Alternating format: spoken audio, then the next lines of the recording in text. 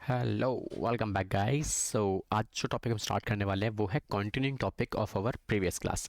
ठीक है, जैसे कि आप लोगों को पता है कि हम लोग ऑलरेडी कैश फ्लो चल रहा है हमारा अभी, कि कैश फ्लो के अंदर हम ऑपरेटिंग और इन्वेस्टिंग ये हम लोग ऑलरेडी कवर कर चुके हैं। तो हमारा जो टॉपिक है आज की क्लास में वो होने वाला है बेटा cash flow from investing activity हमने कवर कर लिया, cash flow from operating activity हमने कवर कर लिया। तो बचा क्या? यस, हमारी अगली जो स्टेटमेंट है वो हमारी बची हुई है कैश फ्लो के अंदर, जो कि क्या कौन सी होती है बेटा? Sir, financing activity. परफेक्ट। तो आज की क्लास में हम क्या कवर करने वाले हैं? हम लोग आज कवर करने वाले हैं फाइनेंसिंग एक्टिविटी। ठीक है, कि फाइनेंसिंग एक्टिविटी एग्जैक्टली अगर आप डिज़ाइन करते हो तो वो कैसे डिज़ाइन होती है, क्या होता है उसके अंदर करने के लिए, तो वो सब हम करने वाले हैं। ओके, तो let's get started our financing activity. तो बेटा देखो, सबसे पहले अगर मैं बात करूं कि फाइनेंसिंग एक्टिविटी कैसे काम करती है, फाइनेंसिंग एक्टिविटी होता क्या है?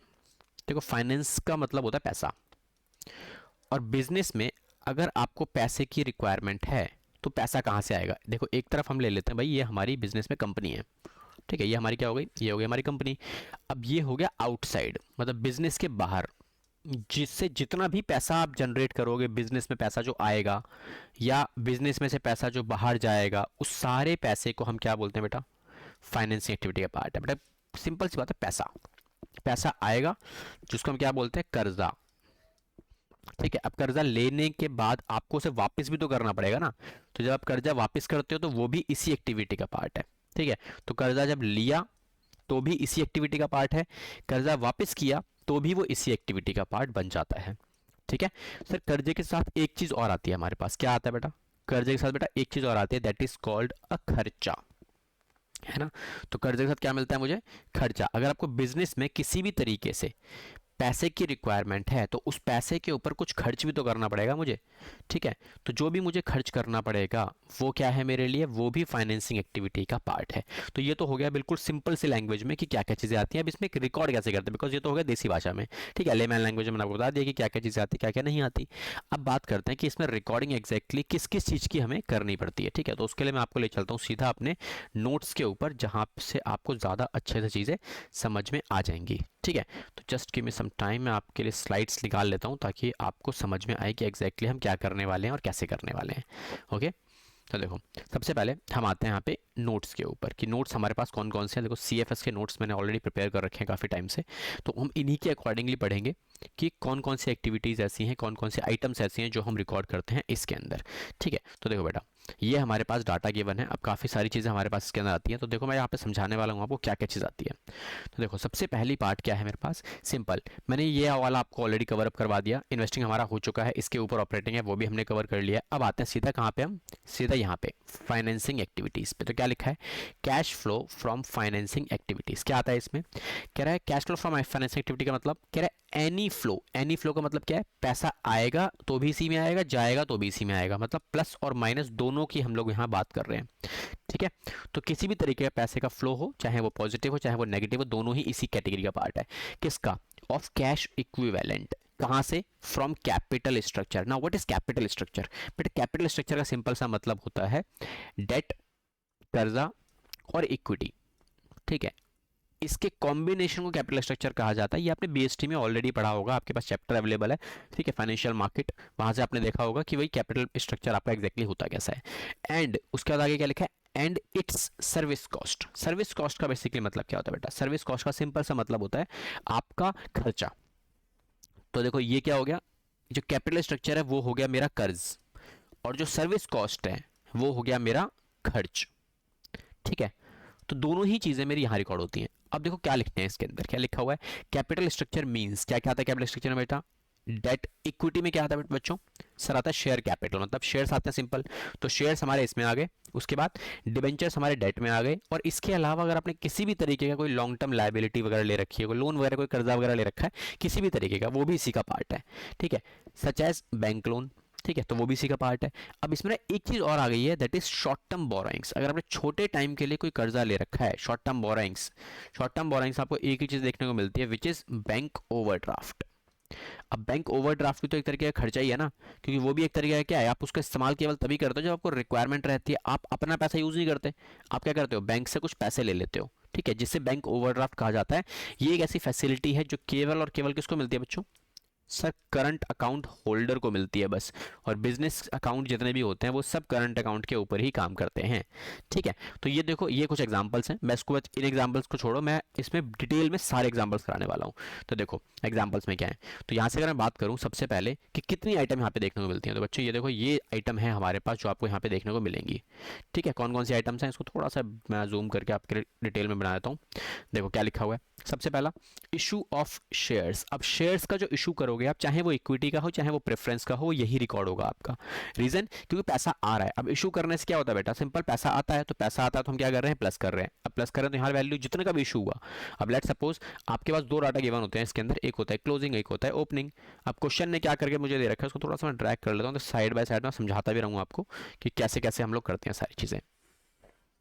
ठीक है, तो देखो ये साइड में मैंने आपको दिया ओपनिंग और क्लोजिंग, ये हो गया मेरा ओपनिंग और क्लोजिंग। ये मेरे को बैलेंस शीट में कुछ इन्फॉर्मेशंस गिवन होंगी, तो कैसे कैसे गिवन होंगे और कैसे कैसे आप इसे यूज़ करोगे। ठीक है, देखो यहाँ मुझे गिवन है क्वेश्चन में इक्विटी शेयर कैपिटल, पहले थी मेरी 4 लाख रुपए की, अब हो गई मेरी कितनी बेटा, 5 लाख रुपए की। तो देयर इज अ डिफरेंस, कितना का डिफरेंस है, अब 4 लाख के थे ओपनिंग, सॉरी ये ओपनिंग हो गया मेरा, ये ऊपर वाला चेंज कर लेते हैं। ठीक है, ओपनिंग में कितना था बेटा, सर ओपनिंग में था मेरा 4 लाख रुपए का, और क्लोजिंग में हो गया 5 लाख का। तो ये कुछ ऐसे गिवन है, ये हो गया ओपनिंग ये हो गया क्लोजिंग। तो ओपनिंग में 4 लाख था, अब कितना हो गया 5 लाख। तो ये जो डिफरेंस है ना, this is from the issue. तो issue of equity shares capital आप लिख कितना लिखोगे यहाँ पे, यहाँ लिखोगे आप सिंपल सा 1 लाख रुपए कि आपका 1 लाख रुपीज का आपने इशू करवा दिया डिबेंचर शेयर्स का। तो ये रिकॉर्ड हो गया। उसके बाद अगला व्हाट अबाउट नेक्स्ट, तो नेक्स्ट जो हमारे पास हम रिकॉर्ड करते हैं वो क्या करते हैं, नेक्स्ट में हम रिकॉर्ड करेंगे अपने पास कि भाई अगला क्या है, डिबेंचर्स, इसमें आपके प्रेफरेंस भी आ गए और इक्विटी भी आ गया। अगला पार्ट क्या है, इशू ऑफ डिबेंचर्स, डिबेंचर्स के अंदर कुछ इशू हो रहा है। अब ये कैसे मिलेगा सर हमें, तो बेटा ये भी आपको क्वेश्चन में ही निकाल के देगा, कैसे निकाल के देगा वो भी मैं आपको दिखाया दूंगा अभी। ठीक है, तो देखो क्या क्या इन्फॉर्मेशन हमारे पास आएंगी। सबसे पहली इन्फॉर्मेशन हमारे को बोलती है डिबेंचर्स के, यहाँ लिखा हुआ है 10% डिबेंचर्स, कितना, अब ये लिखा हुआ है कि 10% डिबेंचर पहले थे 10 लाख रुपए के, अब हो गए मेरे 12 लाख रुपए के। तो there is a increase of कितना, 2 लाख रुपीज। अब 2 लाख रुपीज का इंक्रीज कहाँ से आता है सर, ये भी इशू से ही आएगा, है ना। तो इशू से कितने रुपए का आएगा मेरा डिबेंचर्स का अमाउंट, तो जो भी इशू है वो यहाँ लिख के दिखा दोगे, इशू ऑफ डिबेंचर्स कितने रुपए का, ये आ जाएगा मेरा 2 लाख रुपीज का इशू ऑफ डिबेंचर्स। फिर उसके बाद लोन टेकन, अब जो भी आपने लोन लिया, तो बैंक से आप सिंपल है लोन तो लोगे ना, कि बिजनेस करना है, तो अगर आपको बिजनेस से लोन की रिक्वायरमेंट पड़ती है तो क्या होता है, उसे हम बोलते हैं बेटा बैंक लोन। तो बैंक से अगर आपने लोन लिया तो उसे क्या लिखोगे, लोन टेकन। कैसे पता लगेगा, अब बैंक से सपोज करो क्वेश्चन में लिखा हुआ 9% बैंक लोन, ये वैल्यू मुझे दे रखी है, पहले थी 6 लाख रुपए की, अब हो गया ये 8 लाख रुपए का। तो अगेन 2 लाख रुपए का इंक्रीज दिखा रहा है, तो ये इंक्रीज किस चीज का है, ये मैंने लोन लिया है बैंक से, लोन टेकन। ठीक है, तो बैंक से मैंने लोन ले लिया, तो पैसा क्या है, बिजनेस में पैसा आ रहा है। पैसा अगर आ रहा है तो हम क्या करेंगे, कैश फ्लो में अगेन प्लस कर देंगे इसे। ठीक है, अब ये तो होगी मेरी पॉजिटिव वाली आइटम, सारी के सारी यहाँ से लेके यहाँ तक। ठीक है, इन सभी में एक आइटम और हो सकती है आपकी, जिसे बोलते हैं बैंक ओवरड्राफ्ट। अब ये बैंक ओवरड्राफ्ट क्या है, बेसिकली बैंक ओवरड्राफ्ट डिपेंड करता है, अगर मेरा लेट सपोज भाई शॉर्ट टर्म बोरोइंग्स के अंदर मुझे डाटा दिया हुआ है बैंक ओवरड्राफ्ट का। ठीक है, क्या लिखा है, बैंक ओवरड्राफ्ट, पहले था ये 10,000 रुपए का, ठीक है 10,000 का, अब ये हो गया 15,000 का। तो इसका मतलब क्या हुआ, आपने बैंक से एक्स्ट्रा कुछ फंड यूज किया है बैंक का, विच इज 5,000 रुपये। अब 5,000 रुपये जो भी आपने यूज किया है वो क्या है, वो इंक्रीज करेगा ना। तो ये भी आप यहाँ क्या करोगे, बैंक ओवरड्राफ्ट लिख के सिंपली इसको यहाँ लिख लोगे, बीच वाली लाइन में यहाँ कहीं भी आप फिट कर सकते हो। ठीक है, यहाँ लिख लोगे बैंक ओवरड्राफ्ट। अब बैंक ओवरड्राफ्ट क्या है, पैसा आ रहा है तुम्हारे पास, क्योंकि इंक्रीज कर रहा है। इंक्रीज करने का मतलब क्या, बैंक से आपने लिया है पैसा, तो यहाँ पे आप दिखा दोगे सिंपल कि पैसा लिया है, तो प्लस के फॉर्म में ये वैल्यू आ जाएगी, खत्म काम हमारा। और सिमिलरली अगर डिक्रीज करता है तो क्या होता है, कोई भी लाइबिलिटी अगर डिक्रीज कर रही है, ठीक है, डिक्रीज करने का मतलब क्या हुआ भाई, कि पहले ये मेरे पास कितने रुपए का था, अब ये तो सारी मेरी होगी इंक्रीज की वैल्यूज, अब हम बात करते हैं डिक्रीज के लिए, है ना। तो डिक्रीज पे देख लो एक बार, तो डिक्रीज कैसे होगा सर, तो बेटा डिक्रीज करने के लिए आपको क्या क्या चीज़ें चाहिए होंगी, तो बेटा डिक्रीज करने के लिए आपको जो रिक्वायरमेंट लगेगी, लेट सपोज एक रिक्वायरमेंट यूज कर लेते हैं, यहाँ से डिक्रीजेज हैं, क्या लिखा हुआ है, बैंक लोन की रीपेमेंट कर दी। तो रीपेमेंट करेंगे तो मुझे बताओ, कंपनी से आप पेमेंट कर रहे हो, किसको दे रहे हो, पैसा बैंक को दे रहे हो, तो कैश आपका क्या हो रहा है, माइनस हो रहा है, पैसा जा रहा है बाहर। पैसा अगर बाहर जाएगा तो सीएफएस में हम केवल एक ही चीज को फोकस करते हैं, दैट इज ओनली कैश। इस चैप्टर में ना आपका कैश जो है वो राजा की तरह काम करता है, कैश इज अ किंग। भाई कैश के ऊपर जो प्रभाव पड़ेगा वही हम लोग यहाँ पे यूज करेंगे। तो कैश कम हो रहा है तो हम भी माइनस कर देंगे और लिखेंगे क्या, रीपेमेंट ऑफ लोन, जितने का जितना वापस कर दिया आपने, ठीक है। जैसे ओपनिंग बैलेंस हमारे पास बैंक लोन का क्वेश्चन में गिवन है यहाँ पे, लेट सपोज कुछ भी ले लो वैल्यू, बैंक लोन था 1 लाख रुपए, क्लोजिंग में रह गया भाई 80,000 रुपए का।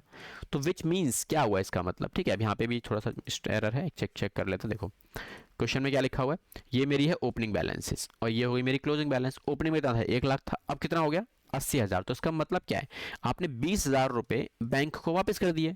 तो क्या लिखोगे आप यहाँ पे, बट एक चीज ध्यान रखनी है, ऑलवेज रिकॉर्ड अब ब्रैकेट्स, आपको ब्रैकेट्स प्लेस करने हैं हमेशा जब कभी भी कोई नेगेटिव वैल्यू आप लिखोगे तब, ठीक है।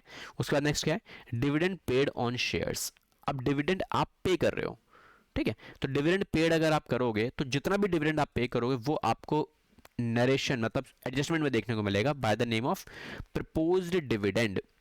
तो जितना भी डिविडेंड आप पे कर रहे हो इन योर एडजस्टमेंट्स, वो क्वेश्चन बता देगा कि भाई हाँ इतने का डिविडेंड आपने पे किया। लेट सपोज क्वेश्चन बोलता है भाई 20,000 का आपने डिविडेंड पे किया, तो हमें कोई दिक्कत ही नहीं है, पे किया ना हमने, तो पैसा किसके पास गया, अब ये पैसा जाएगा मेरा शेयर होल्डर्स के पास। सिंपल है, क्योंकि डिविडेंड शेयर होल्डर्स को मिलता है। तो मैंने क्या किया, 20,000 का amount as a dividend share holders को पे कर दिया।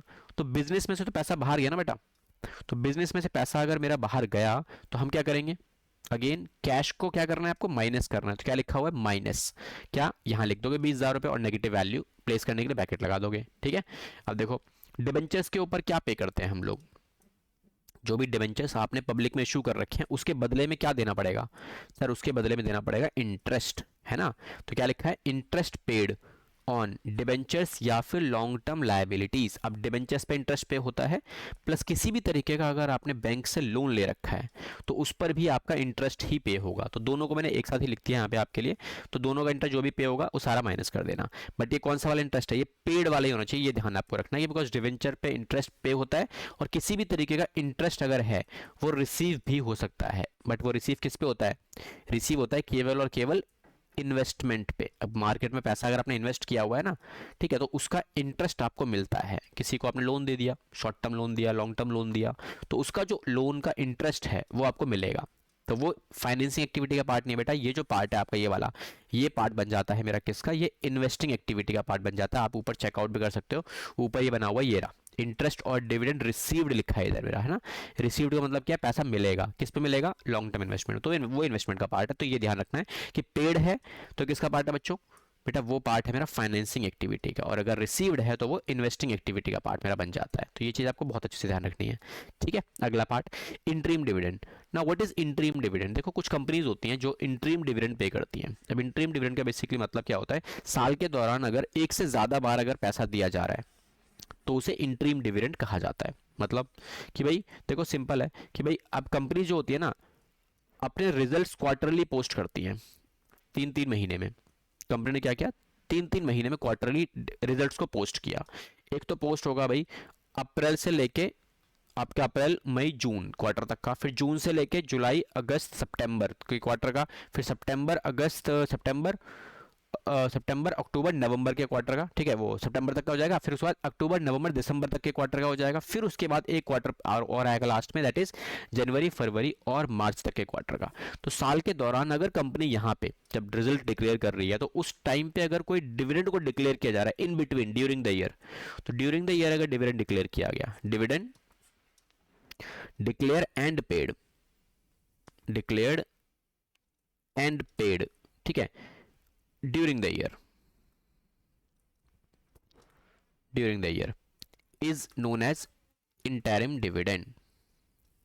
तो ये क्या हो जाता है मेरे पास, ये हो जाता है मेरे पास इंटरिम डिविडेंड। हो गया मेरा काम, ठीक है। तो ये हम लोग रिकॉर्ड कर लेते हैं बस। देन फिर उसके बाद इंटरेस्ट ऑन बैंक ओवरड्राफ्ट। अगर बैंक से ओवरड्राफ्ट आपने लिया है तो कुछ ना कुछ अगर चार्जेस बैंक मांग रहा है, कुछ खर्चा मांग रहा है, तो वो भी इसी का पार्ट मेरा बन जाता है। हालांकि इंटरेस्ट वगैरह बैंक ओवरड्राफ्ट लगता नहीं है, ठीक है, क्योंकि आपने जो पैसा जमा करवा रखा है ना बैंक से, आपको करंट अकाउंट बैलेंसेस पे आपको कभी भी इंटरेस्ट रिसीव नहीं होता, इंटरेस्ट मिलता है केवल सेविंग अकाउंट पे। अगर आपका सेविंग अकाउंट है बैंक में तो वहां पे आपको इंटरेस्ट रिसीव होता है, ठीक है। बट करंट अकाउंट होल्डर्स के फॉर्म में कोई भी इंटरेस्ट की वैल्यू रिसीव नहीं होती है, ठीक है, क्योंकि करंट अकाउंट होल्डर ने जो पैसे जमा करा रखे हैं, लेट सपोज भाई 1 लाख रुपए मिनिमम अकाउंट बैलेंस जमा करवा रखा है, ठीक है, तो बैंक को ऑलरेडी इस अमाउंट के ऊपर आपको इंटरेस्ट पे करने की तो जरूरत है ही नहीं, तो बैंक के लिए वो एक तरीके से क्या होगा, सेविंग हो जाती है। तो उसके बदले में बैंक क्या करता है, आपको सर्विसेज दे देता है, जो कि किसकी होती है, उसका नाम क्या होता है बेटा, बैंक ओवरड्राफ्ट। तो उसे हम सर्विस का नाम क्या बोल देते हैं, bank overdraft. In return of this, एक फेवर है छोटा सा, ठीक है, तो उस पर इंटरेस्ट वगैरह जनरली नहीं लगता, बट हाँ कुछ भी किसी भी तरीके का कोई भी इंटरेस्ट है, चाहे वो बैंक ओवरड्राफ्ट पे है, चाहे वो लॉन्ग टर्म लोन के ऊपर है, सारे के सारे इंटरेस्ट वगैरह कैलकुलेशन आपको यही देखने को मिलती है, ठीक है। तो ये हमारी हो गई इन्वेस्टिंग एक्टिविटीज़। अब इन्वेस्टिंग एक्टिविटी में आपका और कोई डाटा रिकॉर्ड नहीं होगा, तो ये आपको ध्यान रखना है। Sorry, financing activity, financing activity में किसी भी तरीके का कोई भी डाटा आप रिकॉर्ड नहीं करोगे, ठीक है। तो विद दिस हमने इन फाइनेंसिंग एक्टिविटी को प्रॉपर तरीके से कवर अप किया। नेक्स्ट क्लास में मैं आपको कुछ फाइनेंसिंग एक्टिविटी के क्वेश्चंस को भी कवर करवाऊंगा, सारी चीज़ें, ठीक है। तो क्वेश्चंस करेंगे हम अपनी नेक्स्ट सीरीज़ के अंदर, नेक्स्ट क्लास के अंदर। तो अब तक आपने इस चैनल को सब्सक्राइब नहीं किया है तो सब्सक्राइब कर लीजिएगा, बेल आइकन दबा लीजिएगा, ताकि नेक्स्ट वीडियो जैसे ही अपलोड हो वैसे ही आपके पास नोटिफिकेशन आ जाए। ओके, मिलेंगे अपने नेक्स्ट क्लास में, तब तक के लिए thank you so much and all the best.